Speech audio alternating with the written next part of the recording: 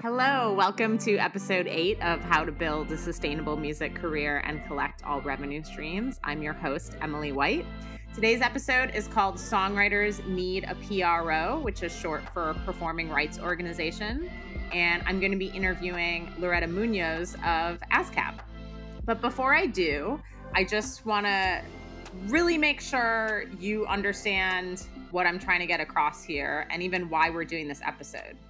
So throughout my career, I feel like performing rights organizations, which in the US are primarily ASCAP or BMI, I feel like they've done a really great job with their messaging and getting the word out to songwriters that if you are a songwriter, you need to sign up for a P.R.O to collect on your songwriting royalties for public performance royalties. They're really, ASCAP's been around like 100 years. This is one of the first things I learned in like music business school. They do a great job with education and messaging and communication kind of at music conferences. So I almost didn't make this episode because historically I would rarely meet a songwriter who wasn't signed up for a P.R.O. However, over the past year or so, I've met multiple artists, a lot of students that were not only not signed up for a P.R.O, but if they were a songwriter or managing a songwriter or whatever. And don't be freaked out. Like I'm talking about like students in management classes who are just managing an artist for a project. So most people who manage artists know that songwriters need to be signed up for a P.R.O. But my point is I've met young people and artists over the past year or so that were not signed up for a P.R.O and were kind of scared to do so. Like they're taking advantage of me or they're, and we'll get into this with Loretta. Like, I think I now understand where the confusion's coming a little bit. Like they think it's a publishing company, or that, there's there's just like misinformation about fear in the music industry. I meet so many young people that like are psyched and willing to sign their master recording rights away without even thinking about it, but aren't signed up for a P.R.O. So in short, if you are a songwriter, sign up for a P.R.O, do it early. Again, I feel like I know like teenagers that sign up for ASCAP or BMI in the US, but yeah. And then I talk about this, later with Loretta, but, create that habit of you write a song before you put it out, you register it with your P.R.O. So long-winded point short, P.R.Os are not scary. Sign up if you're a songwriter. And then the next question I always hear is, well, which one do I go with? And I'm an American. I'm recording this in the US. So like I said, our two largest P.R.Os, we have a few in this country, but the whole point of this podcast is like, here's what you need, So so anyone can sign up for ASCAP or BMI in the US. I'm going to mention a few international performing rights societies based on people that are listening to this. So, and there's over 115 countries that have been listening to this. So thank you. Actually, let me pause and just say like, y'all are blowing my mind. I'm just so grateful and it's awesome to hear from you. So keep it up. A lot of these episodes were recorded in advance, but this one I'm recording and distributing hours after. So, so real time, real talk. I'm just so grateful for everyone who's been listening, all the feedback you've been giving me. It's awesome. So keep it up and hopefully I can keep delivering. But so if you are in the UK, PRS, Performing Rights Society, is your P.R.O. If you're in Canada, it's SOCAN, SOCAN. If you're in Australia, it's APRA AMCOS, 2 words. I'm going to guess without researching it, that was like 2 things that merged maybe, like if ASCAP and BMI became one thing. But APRA space AMCOS. In India, shout out to my listeners in India, IPRS is your P.R.O. Mexico. Yeah. Hola to my listeners in Mexico. SACM, that's your Performing Rights Society. And in France, it's SACEM, SACEM. So if your country has more than one performing rights society, again, I can speak about it from the American standpoint. They're fundamentally, ASCAP and BMI are the same, right? Like they're nonprofits, they're regulated by the government. I feel like if you happen to know a human or like you've communicated with a real human at one of them, go with them, because it's nice to have a human contact when you have questions or you want to take advantage of maybe some of the additional things that PROs can offer, which Loretta and I will get into. But if you don't know a human there, don't sweat it. You know, these societies work with literally like every songwriter in the country, or like 50% of them, just thousands and thousands of songwriters. So this isn't going to make or break your career, which one you go with. So yeah, so don't, just go with one. And then the other important thing, which Loretta and I talk about, and I understand where this could be confusing, is just sign up once. You are one songwriter. So if you create a new band, a new group, a new project, a new solo artist name, whatever, you are still one songwriter. So I get where that's confusing, because you have to go to ASCAP, to register your works, and we'll get into sound exchange a little bit later on the recording side. But the point is, like, don't sign up for if I'm Emily White and I sign up for ASCAP as a songwriter, Emily White, but I create a new band and I'm like, oh, I'll go with BMI this time. Like, the system's not going to let you do it, but I've just seen this cause problems for people before. And also, I've never directly been involved in this, but I've heard from artists who have switched PROs. Like, so there's a third PRO in there's like 4 in the US actually, but the other common one people talk about is CSAC. And so I know a band and CSAC is invite only. So is Irving Azoff's PRO. But I know a band that was invited to CSAC and they moved their whole catalog. Like, it can take years to move all those songs over and get everything re-registered in the same place. So like, I don't know. Once in a while, we're talking about like Bob Dylan level, like maybe not Bob Dylan level, but like once in a while, a PRO will offer money to try to woo someone, but it really is like Bob Dylan level type of people, because they want to get, they want songwriters to be like, oh, I want to be with the one Bob Dylan is with. So my point is, do not overthink it and just stick with it, because you're just going to make you're making more paperwork for yourself, and who needs that? So I hope that all makes sense.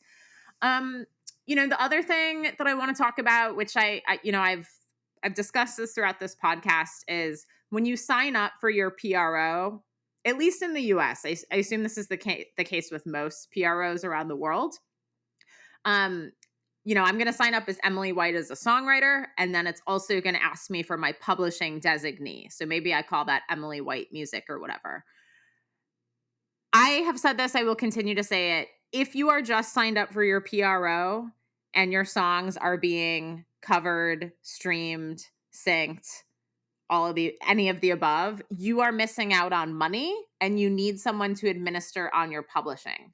What happens here is when you create your publishing designee with your PRO, understandably, artists are like, oh, I have a publishing company. Great, my publishing is all set. But I have met so many artists over the past few years that did not have their publishing administered beyond their PRO, and they were missing out on money. So don't sweat the publishing stuff yet. The episode after this, episode 9, is music publishing isn't scary or confusing. So we're going to explain to you what music publishing is and how to collect on it. But I just want you to understand how to avoid that problem. So I think it's, if you can, just name it you can name it whatever you want. I'm not trying to tell you what to do creatively, but when you're signing up for your PRO, try to make your life as simple as possible, because if you write 100% of your songs, it's going to split everything into 50-50.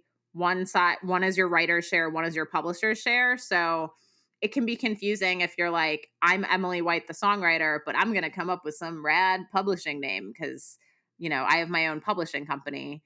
And then that's fine. Do that if you want to do that, but just know that you also have to have your publishing administered on separate outside of your PRO. Otherwise, you're missing out on money. So I hope that's clear, and I hope that helps to clarify, why artists think they are collecting on their publishing. Sometimes when they're just signed up for their P.R.O, when they're potentially missing money. And ASCAP, BMI, these P.R.Os I'm talking about, they are not publishers. But Loretta explains that pretty well. So I'll wait for her to do that in the interview. We talk about this in the Loretta interview as well as I believe it's episode 10 with Lauren Ross. But make sure your contact info is up to date with your P.R.O. When we get into sync placement stuff with Lauren Ross, she shared that music supervisors often look up, a song or a songwriter via P.R.O databases. And they're on, you'll hear this from Loretta and from Lauren.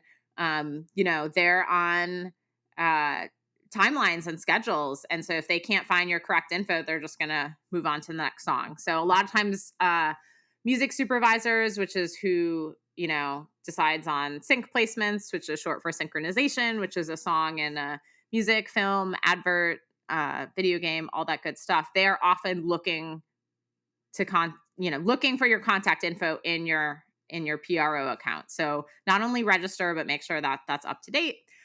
We didn't talk about this in the Loretta interview, but submit all your set lists through your P.R.O. Again, I'm not an expert on every all 115 countries listening. Not an expert on all of your P.R.Os, but in the U.S. you can submit set lists with ASCAP and BMI, and I know you can do that in Europe and in the UK, because I remember that from my tour managing days, actually before ASCAP and BMI were accepting these set lists. So that's it. I hope you understand why you need to sign up with a P.R.O if you are a songwriter, and that you should only sign up once. And I hope this helps to dispel any fear or confusion around that. But in the meantime, I'm so excited for you to hear this conversation that I just had with Loretta Muñoz of ASCAP. I've known her a long time. She's just a wonderful person. And yeah, I hope you enjoy. And speaking of composers, thanks so much to Matthew Wong for composing this podcast music. Enjoy. Welcome to the How to Build a Sustainable Music Career and Collect All Revenue Streams podcast. I'm your host, Emily White. And today I'm so excited to have our very special guest, Loretta Muñoz of ASCAP. Welcome, Loretta.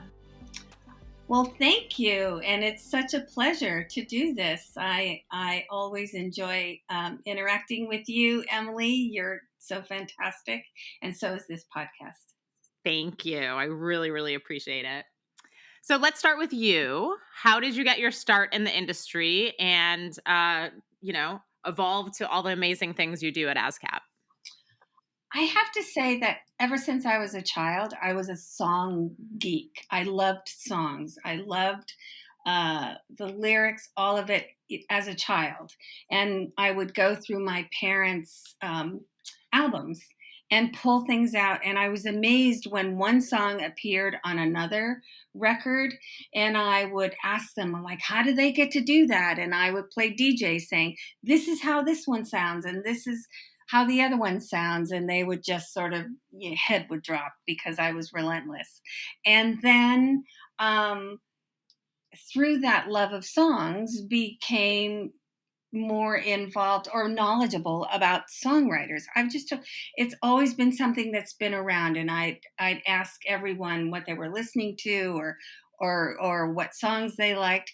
So fast forward after school, it was I was always surrounded by musicians, whether they were my neighbors or they were in my group, and always, and being raised in the Bay Area, and the East Bay at that time was just filled with so much music, and it was great. I accidentally moved to Los Angeles. It wasn't a fully intended move, but I ended up here and helped a friend manage a studio. And through managing the studio, it was either feast or famine. It was either incredibly busy or very, very quiet. And in the quiet times, I read the trades. I read Billboard at the time. There was Record World at the time. Anything that had could do with the music business, and not really knowing anything about the music business at that time. Um, and I scoured the charts and seeing there was this company called Chapel Music. And Chapel had all the writers that, or all the songs that I loved at the time. It was just, and I asked the question, like, what's publishing? What is Chapel Music? So I basically went in there and asked them. I got an appointment to see Pat Woods, who was still at Warner Chapel, and walked in and started talking to the receptionist, who was my very first friend I made in the music business, and told her all about chapel music and songs. And I just wanted to learn, and I would do anything. And she brought Pat Woods in, and I got the job as receptionist and worked my way up from there and did everything, as you do when you're young and you're hungry and you want to find out about more about what you love. So I was the record orderer, the demo orderer, the coffee, supply person. I made the copies. I stood at doors for industry events like as scintillating as the California Copyright Conference, to take names. I just wanted Love to it. learn everything. And And eventually, yeah. yeah, and you do that. You find things to do. You make yourself invaluable and while you're learning and getting this education.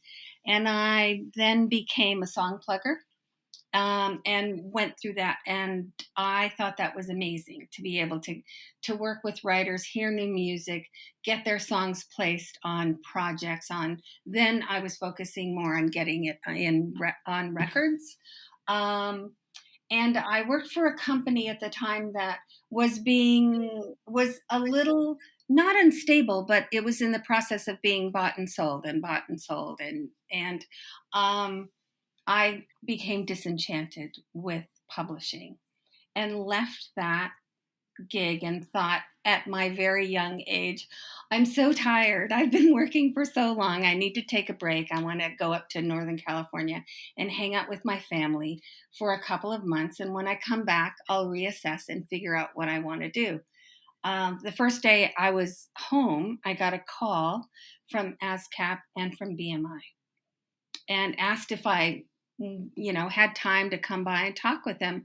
Now, I had lots of friends at both organizations, and I thought, oh, that's really nice. They want to catch up. So I walked in to ASCAP and talked with Mike Gorfain, who was the head of the West Coast office at ASCAP, and Julie Horton was a membership rep there. And basically, it was, unbeknownst to me, it was an interview and I was offered a gig. But they didn't have a place for me for a couple of months. So that was amazing. And it was the same scenario at BMI. Incredible. It was really incredible. I was very, very fortunate, and it sounded like the gig that I wanted to work hands-on with songwriters and composers, more songwriter focused then. And it was at the time where we wanted to bring members or songwriters to a P.R.O. in the beginning rather than at the end of their signing process. It it used to be where bands would play, say, take the band portion. Artists would get a gig. They wanted to play live. So they play live. So it's about doing that and making that connection and then being signed by a label. So there's that. And then they have to get a manager or having a manager. And then the label comes in and then the attorney says, have you signed with a P.R.O? And they say, what's that? Right. And then at the end, you sign with a P.R.O, and we wanted to flip that. So that was the discussion that we had. At that point, I needed to see if I really wanted to do it, and I had to find out pretty deep what a PRO was, because at the time I wasn't dealing with performances, and we all just ran around together, and I knew that PROs collected for performances of music, but I didn't know how deep it went. And in the end, I chose ASCAP because of how they began, how they run their business, how it's a democratic society, it's membership owned. There are voting. Uh, you vote in your board of directors, and it just appealed to everything that I was raised with, and being raised in that Bay Area where um, advocacy was in the water. Even if you weren't raised that way, it was just civic duty, and it just fell into that for me. And obviously, I've been there now 100 years, and I still love it. Well, it's amazing. I used to think that, oh, I hope I don't botch her last name, Kathy Spamberger Right. at Peer was the Hmm. only person I know who's been with a company for like her entire career. But I realize you also are that to me. Like you've been at ASCAP a really long time. So to me, it's just like, it's a testament, to you both and the great work that you do. So it's easy to be like, oh, I've been there 100 years, but it's like, I don't know anyone in the music industry that's had a consistent job. So that's amazing. It's Um, pretty amazing, and it's I still have that love of songs and love of songwriters and composers, and it is, although it's been a challenging year, it is there's never been a ho hum moment for me, or something that I take for granted. It is what drives me. Music still drives me, so that love, prevails.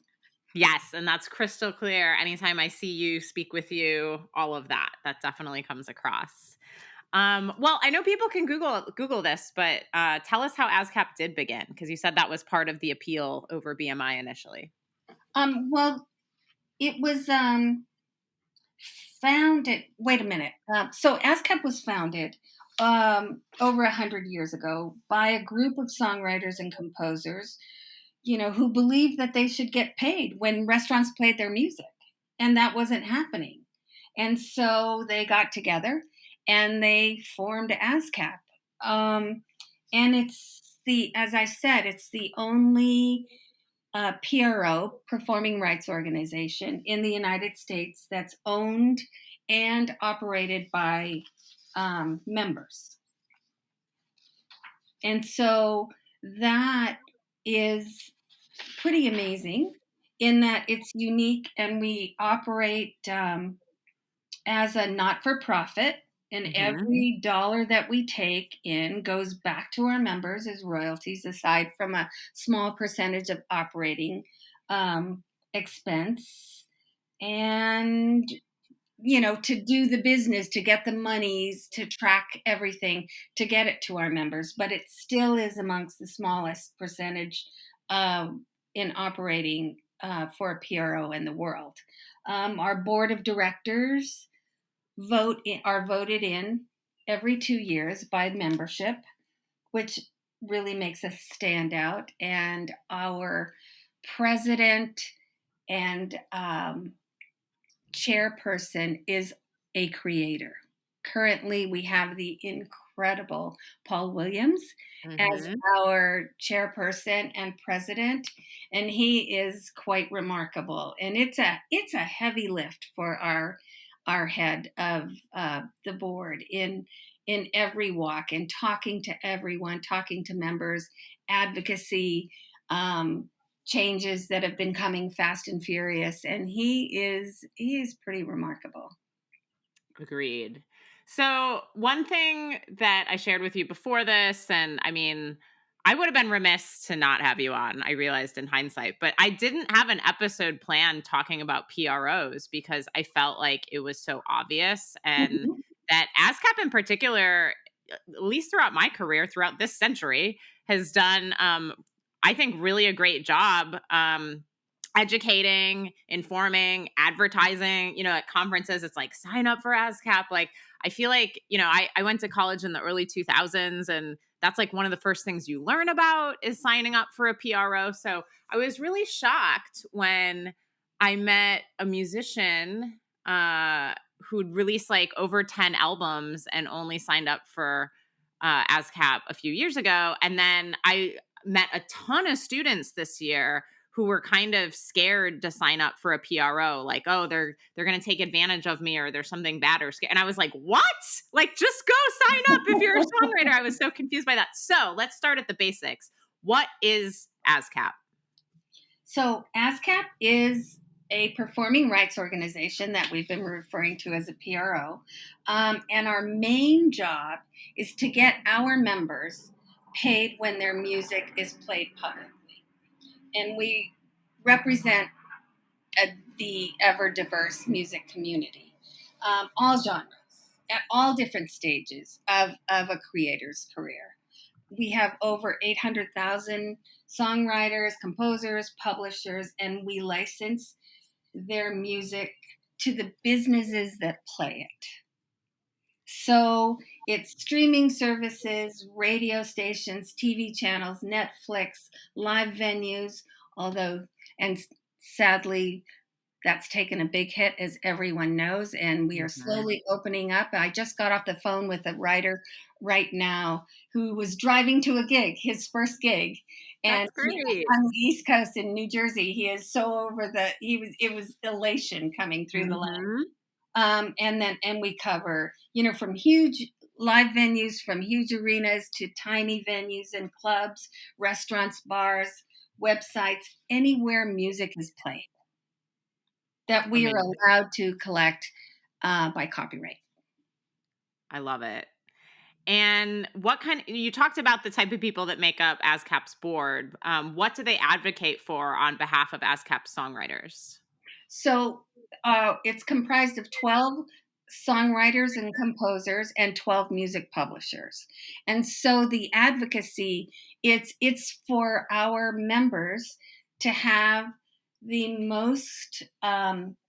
strongest ability to collect royalties for the use of their music.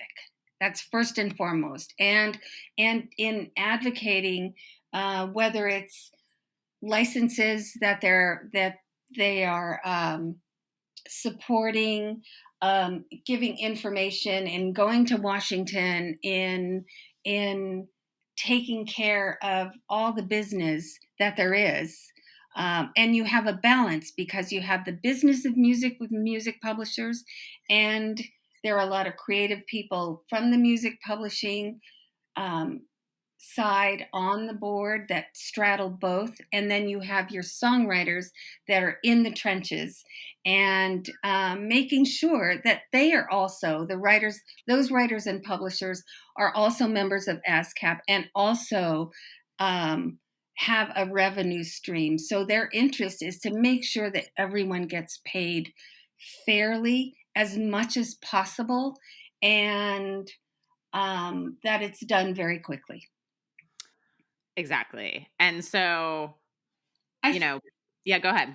I think that in addressing your point of maybe students being fearful, and you're saying that you had met with an artist that had 10 plus releases and just recently joined a PRO. I've incurred that also in my tenure at ASCAP. Writers or artists that you would think would know, and suddenly, or they signed but they never registered a work, a song, Wow.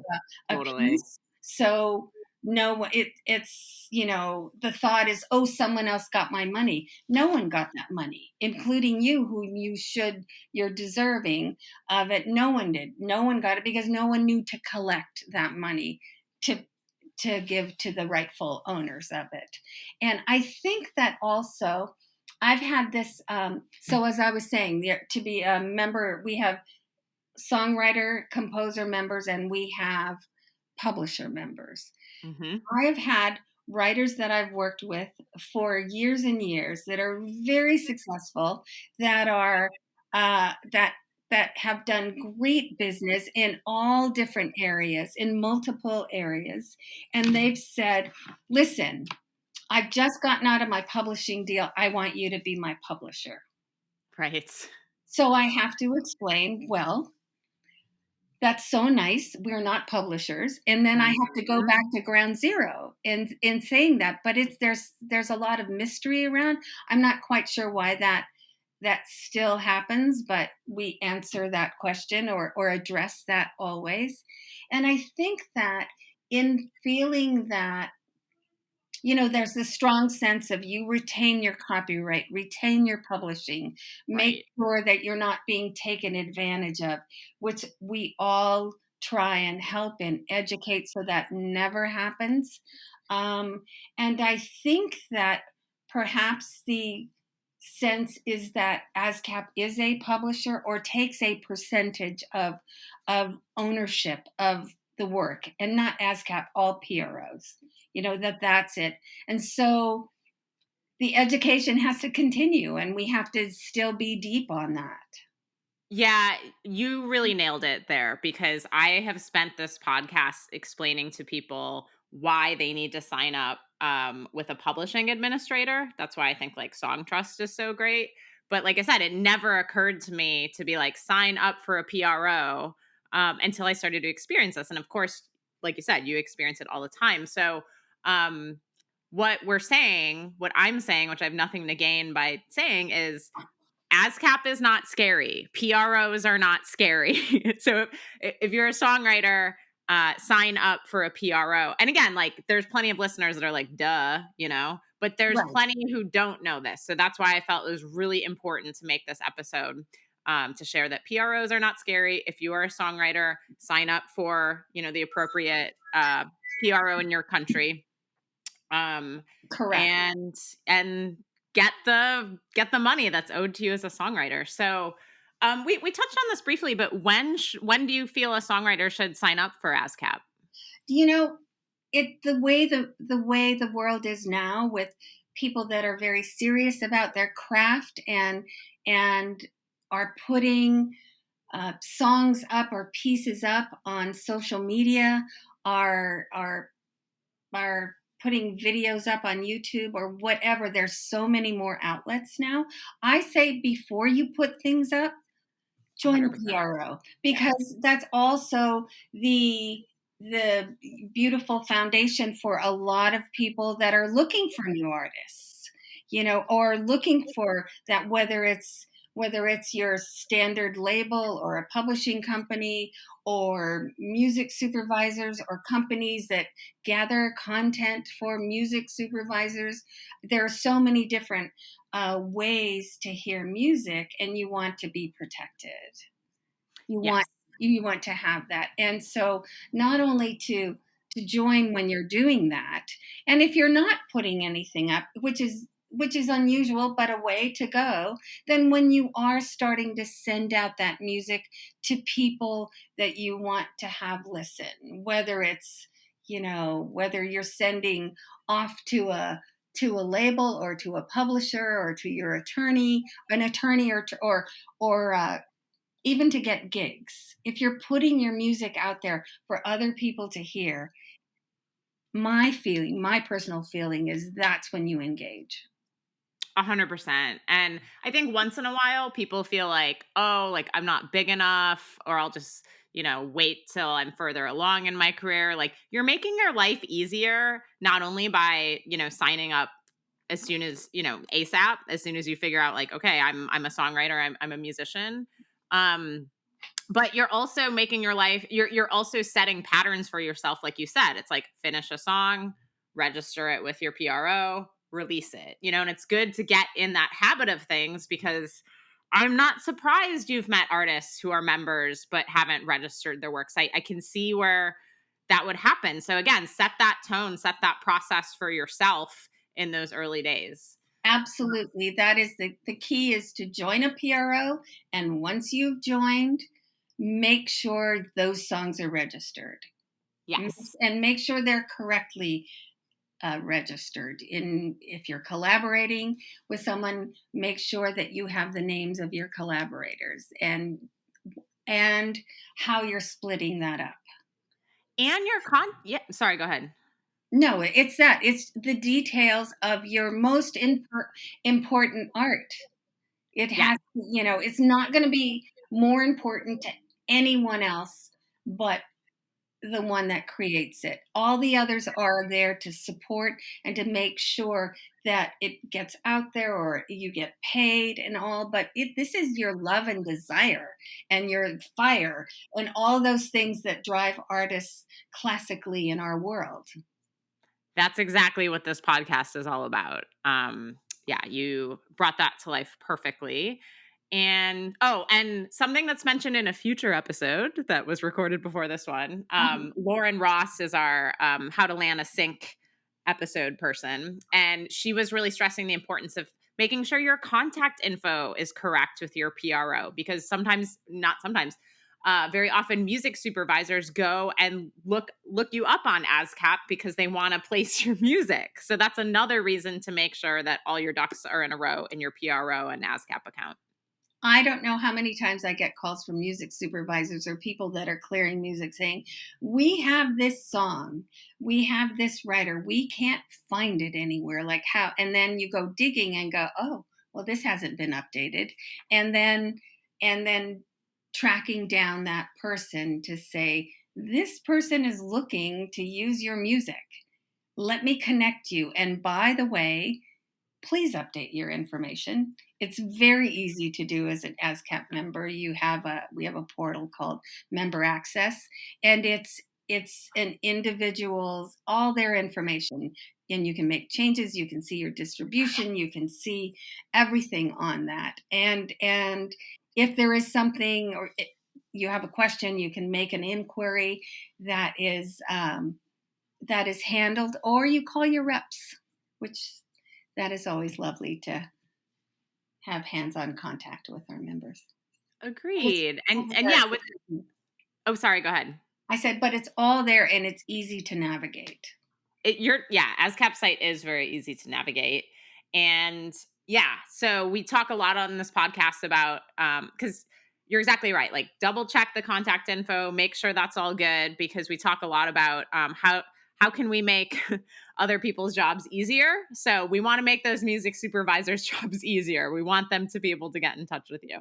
Right. And they're also on, as I'm sure that Lauren said, there is like eminent like deadline. Like it's Yes, just, and if there's only a little time that can be spent for digging and looking and all for most music that's in projects, and if you come up against the wall of time, wall of deadline, whatever, you're sitting with your director or whomever is making the ultimate decision, you go on to someone else.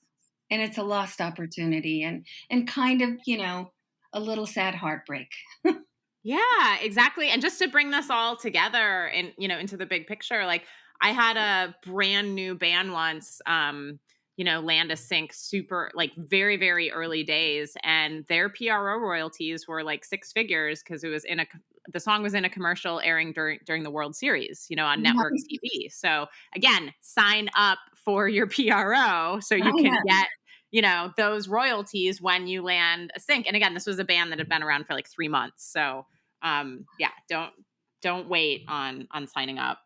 Fantastic. Um, I was just listening to a band called I think the Lindas, and young kids, young kids. And they went through the girls' school program and were performing. And Amy Poehler happened to be in the audience Love it. and loved them and put them in their film Moxie, in her So film great. Moxie.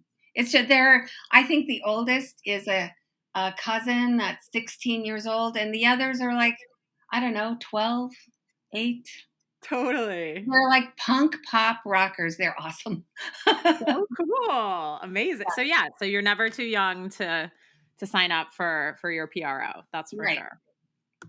One thing I mentioned in the book that my attorney was kind of confused by, but I've seen this, like, you might be a little bit more on the same page as my attorney, is only sign up for a PRO once, So if you create a new band name, you have a new project or whatever, like you're still one songwriter. My attorney was all over me being like, it'll bounce you out of the system. You can, I'm like, I know, but I've seen artists do that. Like I have a new band, I have a new group, I have a new artist name. So feel free to comment on that or not, but that's something I want to preach is like, and I can see where that's confusing, right? Like I have a new album. Do I have to sign up for a new, it's like, no, you're one songwriter. Right. You're one songwriter, you're one composer.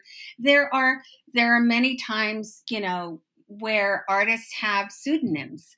They write, this is their artist project. This is their project as a songwriter or a composer. And sometimes there are different names. Some of them are public, some of them are confidential. And there's a place to inform your PRO to let them know. Now with bands or new bands, maybe your music publishing situation is different if you own your own music publishing. And the way ASCAP works it's 50-50, 50% for the writer, 50% for the publisher to equal 100% for the work. So say you're, band X and you started with band X and it's band X music. You leave band X or you form another band and the new band is band A. And so you can then form another publishing company if that's how you want to do your business and sharing it with that and keeping things different. That can be done. And that's commonly done. However, as a writer, you have one writer account. Yes. And you talked about, 50% is the writer's share, 50% is the publisher's share. I think that's where the confusion comes in. Like I said, in my world, I have met so many artists that think they are and I'm sure you do too. You definitely do. Who think they're collecting on their publishing because they're already signed up with ASCAP. And I'm like, there's thousands of dollars sitting for you over here because your publishing is not administered on. And then again, in your world, I understand I'm saying the same thing where people think you're a publisher and are like, oh, I want to move my publishing to ASCAP. So, I guess what I'm trying to say is if an artist plans on working with a self-serve publishing administrator, we talk a lot about song trust throughout this podcast. Do they need a different name for their publisher's share? Because like you said, in ASCAP world, 50% of the royalties go to the quote writer's share, 50% go to the publisher's share. But if I'm just one writer, Emily White, can I name both things Emily White? You can name it Emily White Music and Emily White as a songwriter. And I have a strong feeling. I'm an advocate for writers to have their publishing companies up and till if they decide to sign their publishing to someone else or have a different deal, and that's all workable and that is as advised. But a company like Song Trust, which does really great business, they are the administrator. They can administrate your company. I know that they also offer to, if you don't want to open up a publishing company in your own name or as doing business as this music company, this publishing company, that they are happy to be your publishers. I am still of the mind that writers should open their own publishing company and have Song Trust, if they choose Song Trust, to administer. Yes. So what we're saying here is don't get confused when you sign up for your PRO and it's like, who are you as a songwriter and what is your publishing designee? Okay. That's if you're one person, that's actually 50% plus 50% is 100%. And then again, I say this on like every episode. After you sign up for your PRO, you still need someone to administer on your publishing. Otherwise, you are missing out on money if your music is being covered, streamed, placed, all that good stuff. So right. I hope that's clear. Once you have activity running through your catalog, yes. And hopefully it happens right away. And sometimes it takes a little longer, to get that out or get that happening. But if you have activity on it, then yes, you want someone, there are some writers that are able to administer their own catalog and have the bandwidth to do that. But when there's substantial things happening, it is advised to get an administrator or another publishing company in if they want to do a co-publishing. There are lots of variances, but to have them do it. But when you first start out and there are just a few things happening, it's not necessary automatically to get an administrator. But once there is activity happening, that is, as I said, substantial, it is advised to get that help or Yeah. advice. Yeah. And all we're saying on this episode, I was playing around with titles before we spoke. I think I'm going to go with Songwriters Need a P.R.O. Like, all we're talking about this episode is sign up for a P.R.O. Right. Next week's episode is music publishing isn't scary or confusing. So Yes, just keep following the process and you will get there. exactly. It isn't scary. No. So one thing, okay, so well, does ASCAP provide? Well, I was going to give a caveat before this question, which is you have thousands of songwriting members at ASCAP, and like ASCAP does amazing things. Like, I met you at the Sundance Film Festival years ago. I've spoken at the ASCAP Creates Music Expo in LA. Like, you guys do a ton. I've done things. I love the film scoring camp you do, but fundamentally your job is to collect money for songwriters. So before I ask this question, just know that like ASCAP's job, it's not your job to get people these things. But anyway, that's really, really long-winded to say, does ASCAP provide opportunities for songwriters beyond collection? But don't feel bummed if you don't get them because there's thousands of songwriters, if that makes sense. Yes. And we have so many things that we do, as you mentioned. So you have your membership representatives across the country and in our UK office. And we are there in helping our members with career advice, from the beginning of your career to the middle to seasoned legacy. We're there through the whole process, and your needs will be different, but there is that there's that help and there's that opportunity. We talk to members constantly.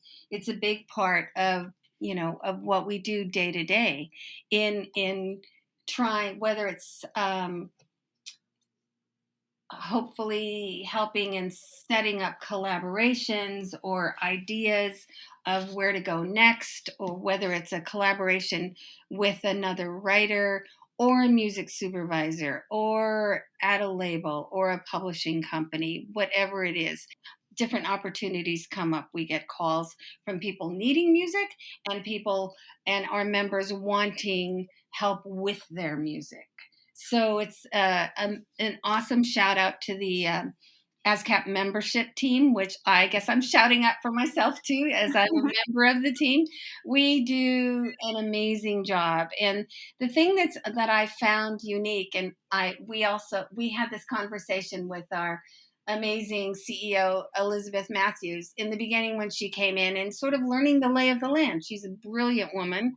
And when she came in as CEO, really digging in deep and learning about the members and the relationship with membership. And aside from the basic and important day-to-day business of the nuts and bolts of ASCAP, and how she came to learn how intimately involved we are with our members, in that there are people that really love their work that they do. It's not a day-to-day job. There's a deep passion for music. And this is what we have pretty much across the board in the membership team. It's really amazing. I don't know of any other place that's like this. I'd say, and one of the reasons I've stayed at ASCAP as long as I've had, and not really wanting to, and different opportunities that I've been fortunate that have been given or placed in front of me. I never really wanted to work at a label except for A&M legendary, label. When I first started working in the music business and walked onto the lot, it's like, oh my God, this is Neverland. This is beautiful. Totally. and Virgin Records, like those that were deeply passionate about their artists Hmm. and a creative environment. And I'm getting off track now, but No, it's great. the membership staff, the representatives from top to bottom, from our creative officer John Tita, all the way down to our newest, rep that's come in, our coordinators, our interns. It's deep.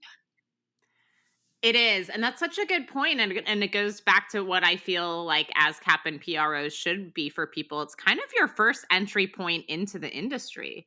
So, like you said, there's a ton of educational resources. You guys have conferences, you have events, and I've felt that way my whole career from like when I was first starting out. Like I always get a response from ASCAP. It's always a human being. It's always helpful. So, yeah, so there are resources for everyone. I guess I didn't need that long-winded, like, you might not be on Loretta's Sundance showcase, But but it's resources. It's, if you come in and you have a question, well, our offices aren't open right now, but we have opportunities to just have your basic questions answered. There's education, as you talked about before the ASCAP. I create a music expo that was the brilliant brainchild of Lauren Iosa, our head of marketing, and it's become this amazing, much copied uh, um, experience that you've had. It's now it's called the Ascap Experience. Last got year it. we had our at home edition, and we're continuing on virtually this year, and it's been pretty amazing. I think we're having 8 weekly sessions, although it looks like it might be continuing on. We just had an amazing one with Greg Kirsten, and Dave Grohl interviewing him, and he was presented with an ASCAP award by Beck, and it was just the deep conversation. Greg Kirsten, multi-Grammy award-winning songwriter, producer, who's, I think beginning roots were in jazz, and how you pull that out and you learn more and more deeply about these people that, whether you know or not, influence you in the music that is in the air. And to deep down, like, you need to know the basics of your metadata. I know it's not very, scintillating, but boy, is it important. And the experience is always comes from the point of view of, what does this have to do with a songwriter or a composer? Every single panel, every single interview we have, every single performance goes down to that. That's the question that's asked every time before we put anything up. What songwriter doesn't love that? That's amazing. Exactly. Let's talk about me. But it is so important, and it's an old part of copyright law, it's a new part of copyright law. So yeah, there's a lot to talk about. That's for sure. Right. There's newsletters that we have out, daily news, inside music. We have workshops, song camps, showcases. As you said, we met at Sundance. I remember the moment we met. It was just so awesome, and that it started right then. My deep respect and friendship for you is began that time. And watching you as a tour manager, which, by the way, I think is the hardest job ever. Yeah, it's no joke. It's Thank you. no joke. I did it once for a month out of college with friends that were in a band, and I was like, oh my God, this is horrible. I did it, and I pulled it off, but it was like, okay, I don't ever want to do this again with you, because you are my friends and I want to still like you. Exactly. Wow, that's amazing. And well, I did it from age 20 to 23, so that was like a good age to do it. But It's amazing, and those, those are some of my deepest memories, and super proud of what we did in developing that Sundance ASCAP Music Cafe. And we've done things across the board in all other genres as well. This one is the Sundance one is multiple genres, so it's global. I love it how it's expanded over the years. You should be proud because I have been there 3 times with artists. The first time was with the Dresden Dolls, and I remember Ben Queller was on the bill, which was amazing. And Right. then I was there with Imogen Heap and Kings of Leon were on the bill. And this is what's the capacity of Star Cafe, or is it It somewhere was else now? a Star Star Bar? Bar. I think it was probably like 300 people, If I that. think, if that. Yeah, Yeah. if that. And it was, yeah, it was pretty. We just did a virtual showcase this year with Sundance on their platform. And the final day was a look back, a walk back in time with the Sundance Ascap Music Cafe and looking at our vault of performances and just looking at footage that we had and the names of people. I just sat back and was like, this is unbelievable. It is, It because is. like I said, I've been to 3 and just I remember the other artists on the bill, not just who I was there with, so I can't even imagine your memories and experiences. I love Yeah, it. it's great. It's great fun. And to be able to do that, to be able to help, in pushing up those new artists, also supporting artists that are already established and having a mix. And then, so the magic that happens on stage, and with all these showcases that we have across the board, there's the magic that happens on stage, and then there's the magic that happens in the back, in the green room, or whatever it is, and that interaction, and artists meeting each other for the first time, or reconnecting, and new creative sparks and collaborations start. So it continues. It sort of lives on after that It happens. does, so much so sorry to interrupt, I just realized I've actually been to 4. I Ah, remember good. Jonah Smith was the 3rd, but I also did one with Brendan Benson, which was Yes. not at Star Bar. No, It was it was somewhere at else. the gallery, our pop-up venue Yes. in the gallery, the Rich Haynes Gallery that Sundance is we designate as music cafe. And up until COVID, we were still there. I love it. It's my favorite venue. It's great. So hopefully we'll return, but we'll see. But yeah, Quite a it's legacy you've built there at the Sundance Music Cafe, that's for sure. Thank you so much. Yes, it's always wonderful and intimate. It's the thing. That's it. And you get it in there. Years ago, we had a showcase in Los Angeles. Well, I guess it was national. It was created by our former rep, wonderful Brendan Okrent, and she wanted to have a more stripped down, acoustic-ish showcase, and we had it at the old Largo, and it was called Quiet on the Set, Shut Up and Listen. And that was how I based our Sundance showcase on that. You're here to listen to what's happening with these artists on stage. You can have a chat, that's absolutely fine in between, or you can take that call and politely step outside. And we're pretty vigilant about it. Well, and people would just do like be good and do those things anyway because the reputation you built up for the lineup over the years, like way more than ironically at like South by Southwest, everybody is talking during music It, and it makes me so nervous. I get so agita filled when that happens. I'm like, the artists are performing. yes. It's heartbreaking. It's awful. But I think because it's the Sundance Film Festival, and I remember the first time I went, I was like, this is so weird because everybody looks like just literally walking around Park City, I was like, everybody looks like an industry person, but I don't know anyone. Right. So I think they want to come in and hear music, whereas at the music portion of South by Southwest, I think people just take it for granted. Yeah. Yeah. It's all good intended, but it's tough, man. You have to Yeah. have, yeah, it's tough to be an artist performing on stages like that.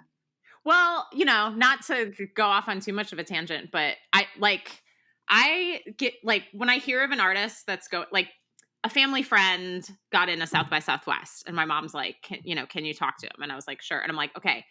I'm like, I have a South by lecture and I'm like, expect it to suck. Like the sound is going to suck. People are going to be talking. Like but you have to play your heart and soul out because those people are talking because they're psyched to be out of the office. And I just, I mean, you have plenty of stories too, where it's just like, I've had 10 people at a showcase and it leads to a European booking agent. Or I've had, there was some story about some low attended showcase at South by where someone was kind of dancing in the back of the room and, got closer, and it was Tom York, Right. And so, yeah, but anyway, the music cafe at Sundance is not like that because all the film people are excited to check out music.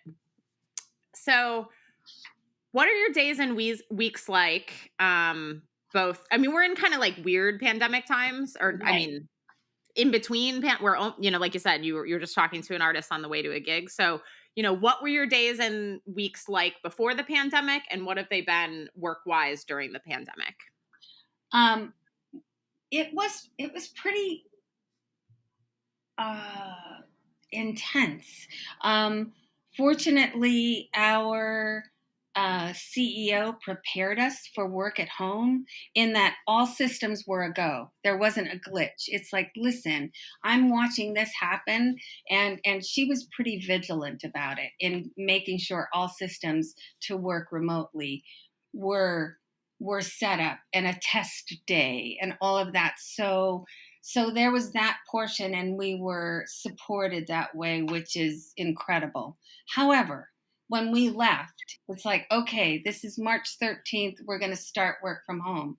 Now, I don't think any of us, or most of us, knew how long it was going to last. I thought, 6 weeks, June.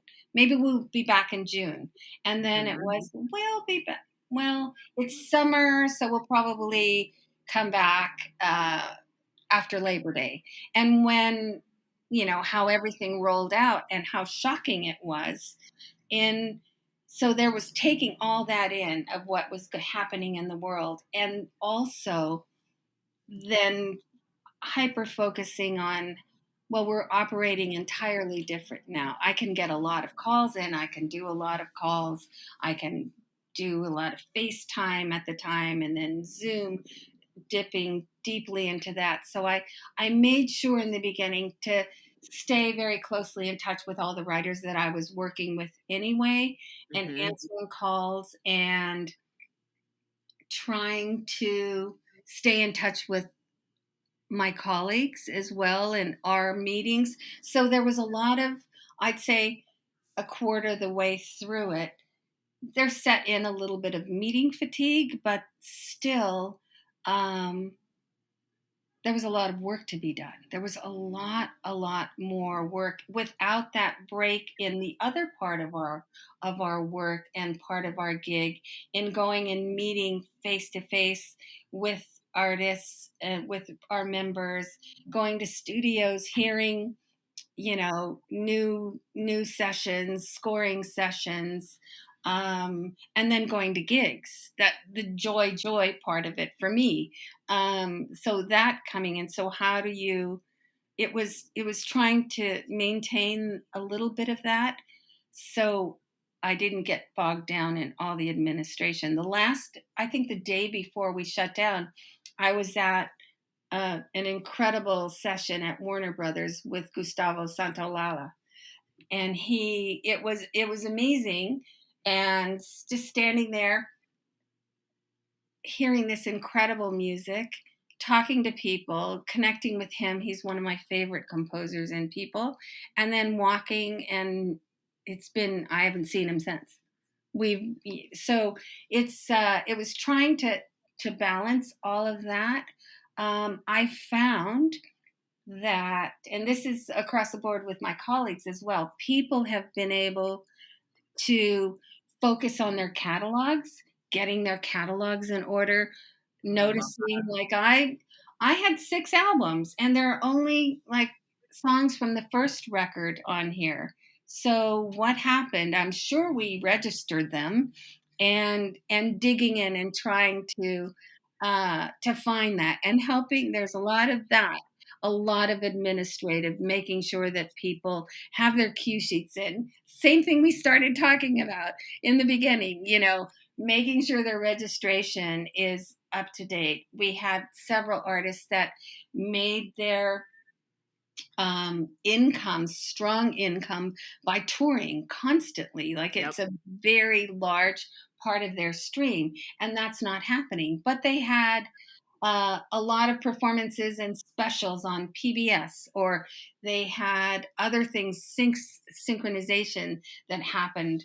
And those cue sheets weren't in. They were like, oh, well, we're part of the production. We forgot that we needed to provide you with that. So it's a lot of setting things right and making sure, which is still our focus, in making sure that our members get paid for their performances. Exactly. I've heard that from a lot of people this year too. Even like managers and stuff that were buying this book saying like, frankly, like the artists I work with made a lot on the road, and now I'm taking this time to really dig in and try to expand their revenue in other ways. So yeah, I'm sure you that's so interesting. That makes complete sense. Right. It's that, and now ASCAP is still our target is we're looking at opening offices in the fall. It's a kind of a liquid date as things are with our world right now. Hmm. So there's not meeting face to face with our members currently, or gigs haven't really started to open up here in LA. There are lots of little private things and all.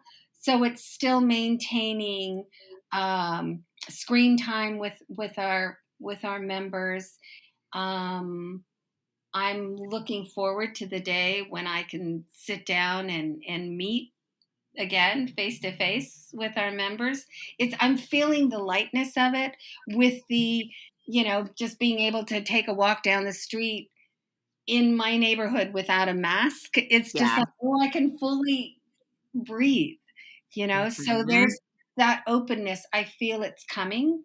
And with, seeing all the different summer concerts that are happening and festivals, I'm praying that uh, it will continue and build again. I think it's all going to be, it's it will continue to have an impact on how we operate. I know it will with me personally, just with my family um, situation here. I have my mother is in our household, and she is as robust as she can be, but there are some needs that come along with it, and I have to make sure we're super safe.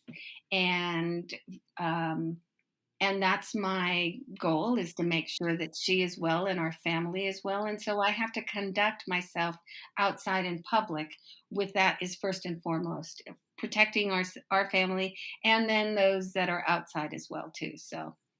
Um, so we're following that protocol, but I cannot wait to be back in my office. I cannot wait to meet with our members and hear new music, and tiptoe back into that. Exactly.